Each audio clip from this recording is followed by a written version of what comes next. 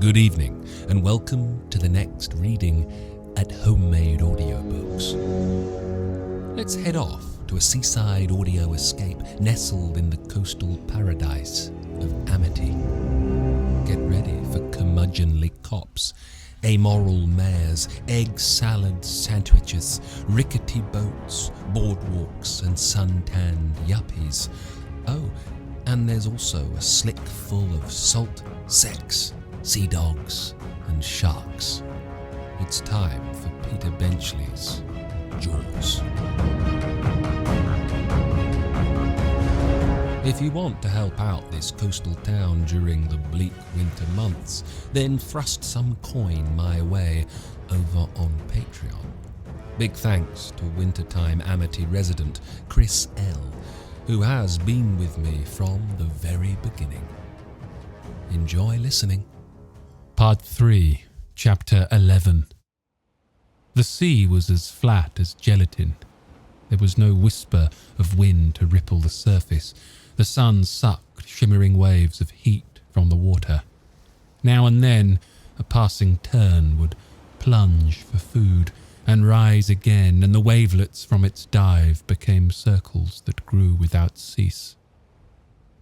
The boat sat still in the water, drifting imperceptibly in the tide. 2 fishing rods in rod holders at the stern trailed wire line into the oily slick that spread westward behind the boat. Hooper sat at the stern, a 20-gallon garbage pail at his side. Every few seconds, he dipped a ladle into the pail and spilled it overboard into the slick. Forward in 2 rows that peaked at the bow lay 10 wooden barrels the size of quarter kegs of beer. Each was wrapped in several thicknesses of 3/4-inch hemp, which continued in a 100-foot coil beside the barrel. Tied to the end of each rope was the steel head of a harpoon.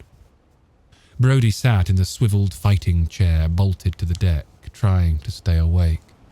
It was hot and sticky. There had been no breeze at all during the 6 hours they had been sitting and waiting.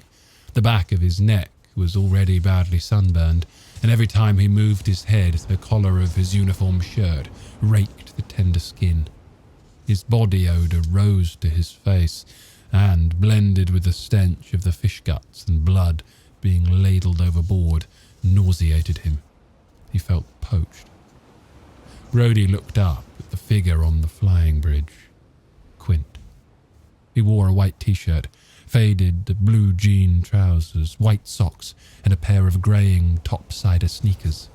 Brody guessed Quint was about 50, and though surely he had once been 20 and would one day be 60, it was impossible to imagine what he would look like at either of those ages. His present age seemed the age he should always be, should always have been. He was about 6'4" and very lean, perhaps 180 or 190 pounds. His head was totally bald, not shaven, for there were no telltale black specks on his scalp, but as bald as if he had never had any hair. And when, as now, the sun was high and hot, he wore a Marine Corps fatigue cap. His face, like the rest of him, was hard and sharp. It was ruled by a long, straight nose. When he looked down from the flying bridge, he seemed to aim his eyes, the darkest eyes Brody had ever seen, along the nose, as if it were a rifle barrel. His skin was permanently browned and creased by wind and salt and sun. He gazed off the stern, ready blinking, his eyes fixed on the slick. A trickle of sweat running down Brody's chest made him stir. He turned his head, wincing at the sting in his neck, and tried to stare at the slick. But the reflection of the sun on the water hurt his eyes, and he turned away. "I don't see how you do it, Quint," he said. "Don't you ever wear sunglasses?" Quint looked down and said, "Never." His tone was completely neutral, neither friendly nor unfriendly. It did not invite conversation. But Brody was bored, and he wanted to talk. "How come?" "No need to. I see things the way they are, and it's better." Brody looked at his watch. It was a little after 2, 3 or 4 more hours before they would give up for the day and go home. "Do you have a lot of days like this?" The excitement and anticipation of the early morning had long passed, and Brody was sure they would not sight the fish that day. Like what? Like this. When you sit all day long and nothing happens. Some? And people pay you even though they never catch a thing? Those are the rules. Even if they never get a bite? Quint nodded. It doesn't happen too often. There's generally something that'll take a bait, or something we can stick. Stick? With an iron. Quint pointed to the harpoons on the bow. Hooper said, What kind of things do you stick, Quint? Anything that swims by. Really? I don't... Quint cut him off. Something's ticking one of the baits. Shading his eyes with his hand, Brody looked off the stern, but as far as he could see, the slick was undisturbed, the water flat and calm. Where? He said. Wait a second, said Quint. You'll see. With a soft metallic hiss, the wire on the starboard fishing rod began to feed overboard, knifing into the water in a straight silver line. Take the rod, Quint said to Brody. And when I tell you, throw the brake and hit him. Is it the shark? Said Brody. The possibility that at last he was going to confront the fish, the beast, the monster, the nightmare, made Brody's heart pound. His mouth was sticky dry. He wiped his hands on his trousers, took the rod out of the holder, and stuck it in the swivel between his legs. Quint laughed, a short, sour yip. That thing? No, that's just a little fella. Give you some practice for when your fish finds us. Quint watched the line for a few more seconds, then said, Hit it. Brody pushed the small lever on the reel forward, leaned down, then pulled back. The tip of the rod bent into an arc. With his right hand, Brody began to turn the crank to reel in the fish, but the reel did not respond. The line kept speeding out. Don't waste your energy, said Quint. Hooper, who had been sitting on the transom, stood up and said, Here, I'll tighten down the drag. You will not, said Quint. You leave that rod alone. Hooper looked up, bewildered and slightly hurt. Brody noticed Hooper's pained expression, and he thought, what do you know? It's about time. After a moment, Quint said, You tighten the drag down too far and you'll tear the hook out of his mouth. Oh, said Hooper. I thought you're supposed to know something about fishing. Hooper said nothing. He turned and sat down on the transom. Brody held onto the rod with both hands. The fish had gone deep and was moving slowly from side to side, but it was no longer taking line. Brody reeled, leaning forward and cranking quickly as he picked up slack, hauling backward with the muscles in his shoulders and back. His left wrist ached, and the fingers in his right hand began to cramp from cranking. What the hell have I got here? He said. A blue, said Quint. You must weigh half a ton. Quint laughed. Maybe 150 pounds. Brody hauled and leaned, until finally he heard Quint say, You're getting there. Hold it. He stopped reeling. With a smooth, unhurried motion, Quint swung down the ladder from the flying bridge.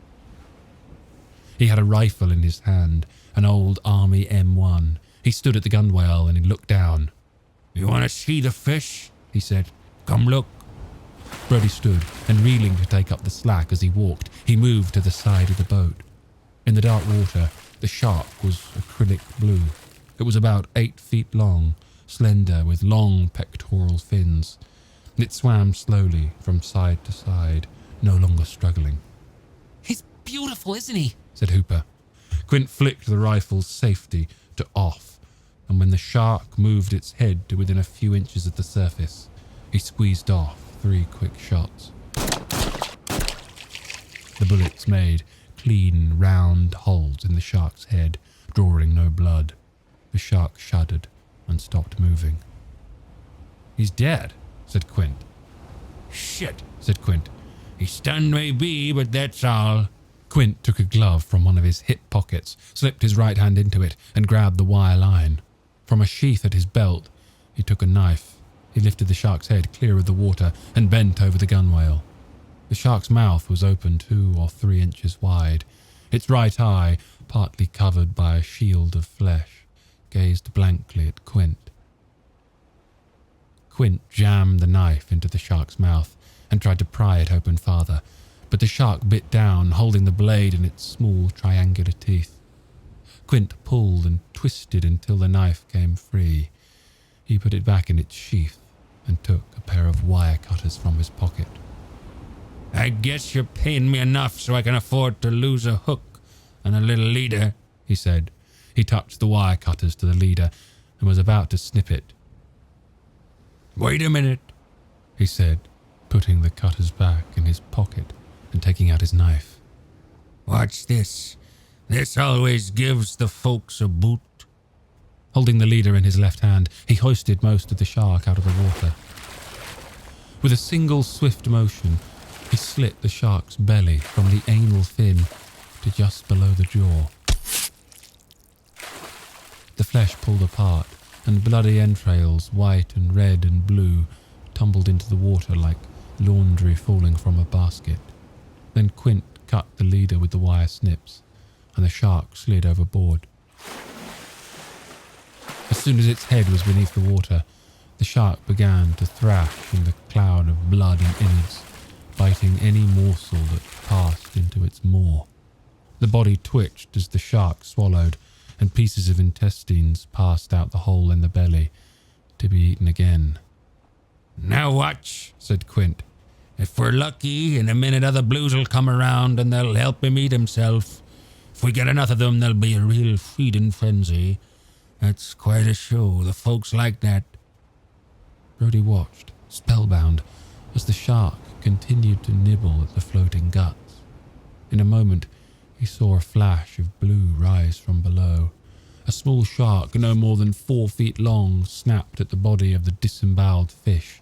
Its jaws closed on a bit of flapping flesh. Its head shook violently from side to side, and its body trembled, snake-like. A piece of flesh tore away, and the smaller shark swallowed it. Soon another shark appeared, and another, and the water began to roil. Flecks of blood mingled with the drops of water that splashed on the surface. Quint took a gaff from beneath the gunwale. He leaned overboard, holding the gaff poised like an axe. Suddenly he lunged and jerked backwards. Impaled on the gaff hook, squirming and snapping, was a small shark. Quint took the knife from its sheath, slashed the shark's belly and released it. Now you'll see something, he said. Brody couldn't tell how many sharks there were in the explosion of water. Fins crisscrossed on the surface, tails whipped the water. Amid the sounds of splashes came an occasional grunt as fish slammed into fish. Brody looked down at his shirt and saw that it was spattered with water and blood.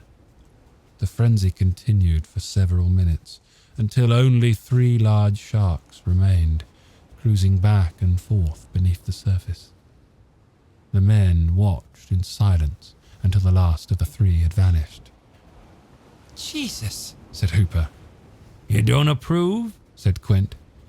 That's right. I don't like to see things die for people's amusement. Quint snickered, and Hooper said, Do you? It ain't a question of liking it or not.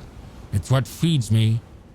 Quint reached into an ice chest and took out another hook and leader.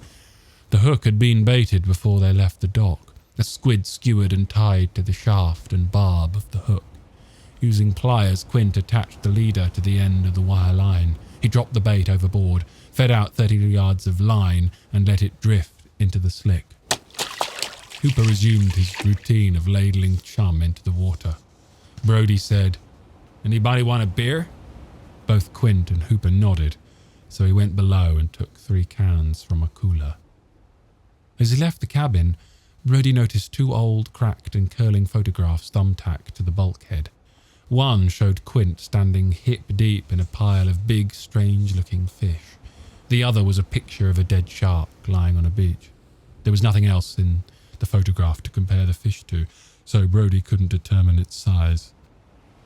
Brody left the cabin, gave the others their beers, and sat down in the fighting chair.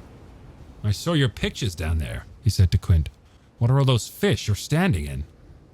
Tarpon, said Quint. That was a while back when I did some fishing in Florida. I never seen anything like it. I must have got 30, 40 tarpon, big tarpon, in 4 nights fishing. And you kept them? Said Hooper. You're supposed to throw them back. Customers wanted them for pictures, I guess. Anyway, they don't make bad chum chopped up. What you're saying is, they're more used dead than alive. Sure, same with most fish. And a lot of animals, too. I never did try to eat a live steer. Quint laughed. What's the other picture? Said Brody. Just a shark? Well, not just a shark. It was a big white, about 14, 15 feet, weighed over 3,000 pounds. How did you catch it? Ironed it. But I tell you, Quint chuckled. for a while there, it was a question of who was going to catch who. What do you mean? Damn thing attacked the boat. No provocation, no nothing. We were sitting out here minding our own business when whammo! Felt like we were hit by a freight train. Knocked my mate right in his ass. And the customers started screaming bloody murder that we were sinking. And the bastard hit us again. I put an iron in him and we chased him. Christ, we must have chased him halfway across the Atlantic. How could you follow him? Brody asked. Why didn't he go deep? Couldn't. Not with that barrel following him. They float. He dragged it down for a little while, but before too long the strain got to him and he came to the surface. So we just kept following the barrel. After a couple hours we got another 2 irons in him and he finally came up real quiet. We thronged the rope round his tail and towed him to shore. And all the time that customer's going bullshit because he's sure we're sinking and gonna get it up. You know the funniest thing? When we got the fish back, and we was all tied up safe and sound, and not likely to sink, that dumb fuck of a customer comes up to me and offers me $500 if I'll say he caught the fish on hook and line. Iron holes all over it, and he wants me to swear he caught it on hook and line. And he starts giving me some song and dance about how I ought to cut my fee in half because I didn't give him a chance to catch the fish on hook and line. I told him that if I had let him try, I'd be out 1 hook, 300 yards of wire line, probably 1 reel and 1 rod, and definitely 1 fish. Then he says, what about all the valuable publicity I'll be getting from a trip? He's paying me. I told him he could give me the money and keep the publicity and try to spread it on a cracker for himself and his wife. About the hook and line business, said Brody. What do you mean? What you were saying. You wouldn't try to catch the fish we're after on a hook and line, would you? Shit, no. From what I hear, the fish that's been bothering you makes the one we got look like a pup. And how come the lines are out? 2 reasons. First, a big white might just take a little squid bait like that. It'd cut the line pretty quick, but at least we'd know he was around. It's a useful telltale. The other reason is you never know what a chum slick will bring around. Even if your fish doesn't show up, they might run into something else that'll take the bait. Like what? Who knows? Maybe something useful. I've had swordfish taking a drifting squid, and with all the federal bullshit about mercury, no one's catching them commercially anymore, so you can get $2.50 a pound for broadbill in Montauk. Or maybe just something that'll give you a boot in the ass to catch, like a mako. If you're paying $400, you might as well have some fun for your money. Suppose a big white did come around, said Brody. What would be the first thing you'd do? Try to keep him interested enough so he'd stick around till we could get at him. It's no big trick. They're pretty stupid fish. Depends on how he finds us. If he pulls the same crap the other one did and attacks the boat, we'll just start pumping irons into him and as fast as we can and pull away from him and let him wear himself down.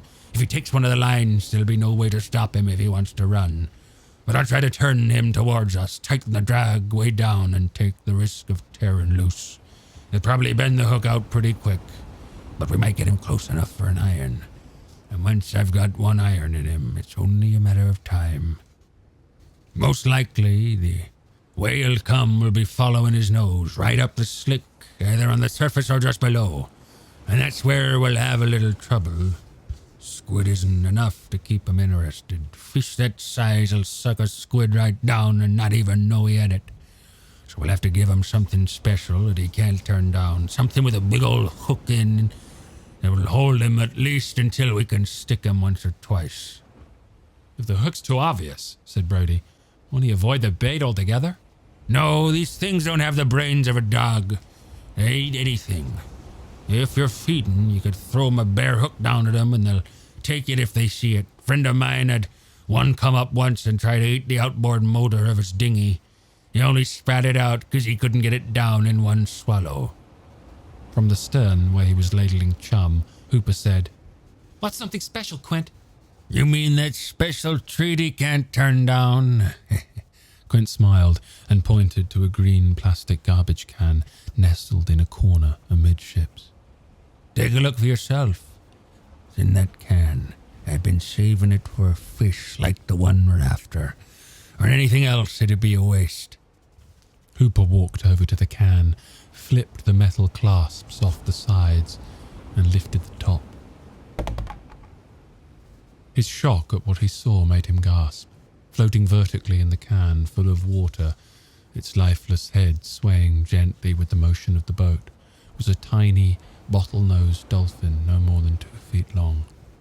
Sticking out from a puncture on the underside of the jaw was the eye of a huge shark hook, and from a hole in the belly, the barbed hook itself curled forward. Hooper clutched the sides of the can and said, A baby. Even better, Quint said with a grin. Unborn. Hooper gazed into the can for a few more seconds, then slammed the top back on and said, Where did you get it? Oh, I guess about 6 miles from here due east. Why? I mean, how did you get it? How do you think? From the mother. You killed her? No, Quint laughed. She jumped into the boat and swallowed a bunch of sleeping pills. He paused, waiting for a laugh, and when none came, he said, You can't rightly buy them, you know. Hooper stared at Quint. He was furious, outraged, but he said only, You know they're protected. When I fish, son, I catch what I want. But what about lures? Don't. What's your line of work, Hooper? I'm an ichthyologist. I study fish. That's why I'm here. Didn't you know that? When people charter my boat, I don't ask questions about them. But okay, you study fish for a living. If you had to work for a living, I mean that kind of work where the amount of money you make depends on the amount of sweat you put in, you'd know more about what laws really mean. Sure, those porpoise are protected, but that law wasn't put in to stop Quint from taking 1 or 2 for bait. It was meant to stop big-time fishing for him, to stop nuts from shooting him for sport. So I'll tell you what, Hooper, you can bitch and moan all you want, but don't tell Quint he can't catch a few fish to help him make a living. Look, Quint, the point is that these dolphins are in danger of being wiped out, extinguished, and what you're doing speeds up the process. Don't give me that horse shit. Tell the tuna boats to stop snaring porpoise in their nets. Tell the Jap longliners to stop hooking them.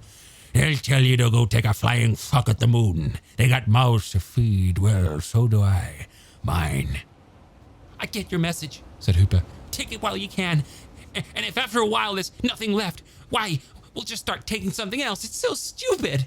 Don't overstep, son, said Quint, his voice toneless, and he looked directly into Hooper's eyes. What? Don't go calling me stupid. Hooper hadn't intended to give offense, and he was surprised to find offense taken. I didn't mean that, for God's sake. I just meant... On his perch midway between the 2 men, Brody decided it was time to stop the argument. Let's drop it, Hooper, okay? He said. We're not out here to have a debate on ecology. What do you know about ecology, Brody? Said Hooper. I bet all it means to you is someone telling you can't burn leaves in your backyard. Listen, I don't need any of your 2-bit rich kid bullshit. So that's it, rich kid bullshit. All that rich kid stuff really does burn your ass, doesn't it? Listen, damn you, we're out here to stop a fish from killing people, and if using 1 porpoise will help us save God knows how many lives, that seems to me a pretty damn good bargain. Hooper smirked and said to Brody, So now you're an expert in saving lives, are you? Let's see, how many could you have saved if you closed the beaches after the... Brody was on his feet, moving at Hooper before he consciously knew he had left his chair. You shut your mouth, he said. Reflexively, he dropped his right hand to his hip. He stopped short when he felt no holster at his side, scared by the sudden realization that if he had had a pistol, he might have used it. He stood facing Hooper, who glowered back at him. A quick, sharp laugh from Quint broke the thread of tension. What a pair of assholes, he said. I seen that coming since you came aboard this morning.